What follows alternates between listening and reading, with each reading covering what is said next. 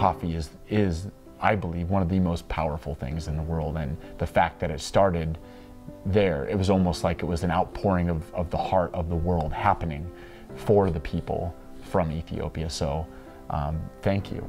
Thank you, Ethiopia, for sharing this gift. Ethiopian coffees changed the game for me.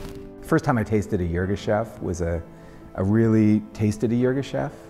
a seminal moment in my coffee career, because then I understood what flavor descriptors were all about. I think it's the one coffee where non-coffee people can really see the difference.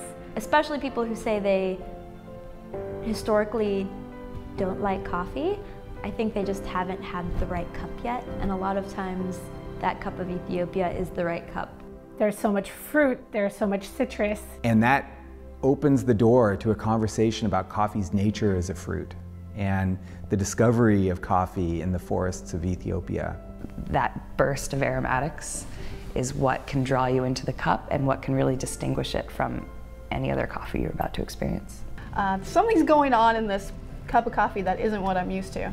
And I put the coffee down and I go, Celeste, there are berries in here. Like, what?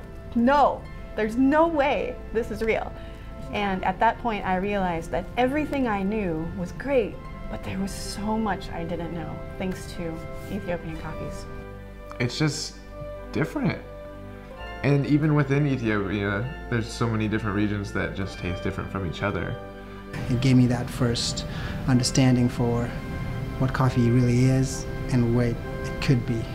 And it's always sort of like it's like a treasure hunt to find like that one coffee that I can just drink all the time, forever. There's not one set profile for taste descriptors. They can be very light and tea-like and citrusy, but can also be very big-bodied and fruity. And roast can really accentuate or transform some of those flavors, and that's what's so exciting about Ethiopian coffee, is that you can do so many different things either by themselves or in blending that delivers a coffee that is unlike anything else in the world.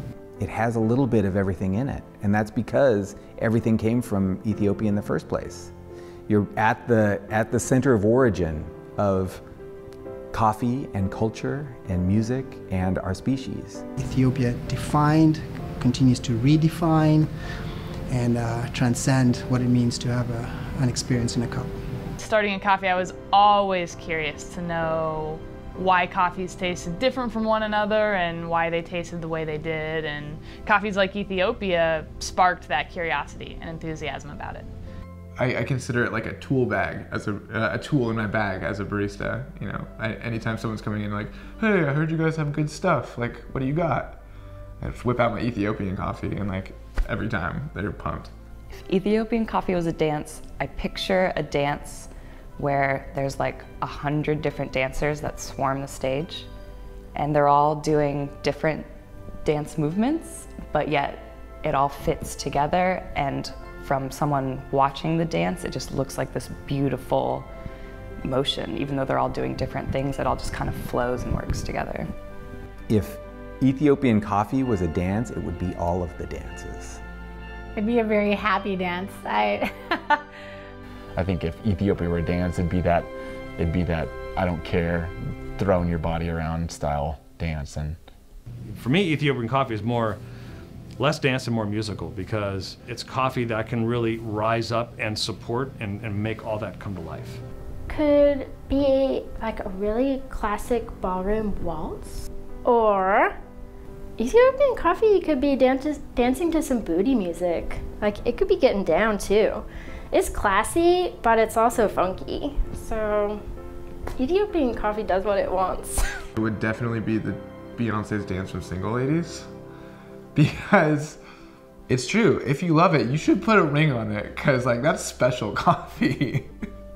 Thank you for turning so many people onto coffee as a beverage, as well as me onto a career. Amaseganalo. Thank you, Ethiopia.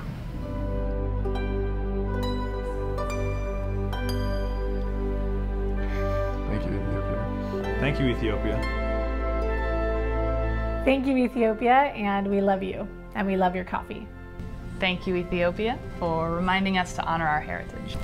Thank you, Ethiopia. I do what I do because of the adoration of what I know in coffee and what I know in the people who grow coffee.